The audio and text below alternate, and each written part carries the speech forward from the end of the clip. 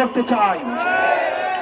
বাংলাদেশ সেনাবাহিনীর উপরে আমাদের পূর্ণ আস্থা, পূর্ণ সমর্থন এবং এই ইনস্টিটিউশনের উপর আমাদের পূর্ণ শ্রদ্ধা রয়েছে। আমরা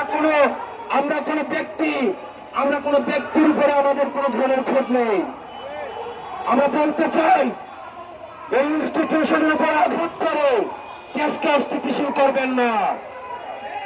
আপনারা যারা এই ইনস্টিটিউশন গুলো চালাচ্ছেন, আমরা আপনাদেরকে অনুরোধ করব, আপনাদের উপর আমরা আস্থা রাখতে চাই, আপনাদের উপর আমরা ভরসা রাখতে চাই।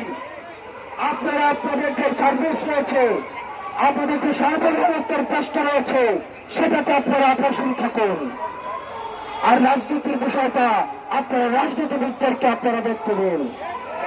আপনারা ল অর্ডার বিষয়গুলো আপনারা দেখুন। কোন ইনস্টিটিউশনের এগেনস্টে আপনারা জনগণকে দাঁড় করিয়ে দিবেন না। দেশবাসীর প্রতি আহ্বান জানাবো, আর্মির এগেনস্টে, সেনাবাহিনীর এগেনস্টে জনগণকে দাঁড় করিয়ে দেওয়ার এক ধরনের ষড়যন্ত্র হচ্ছে।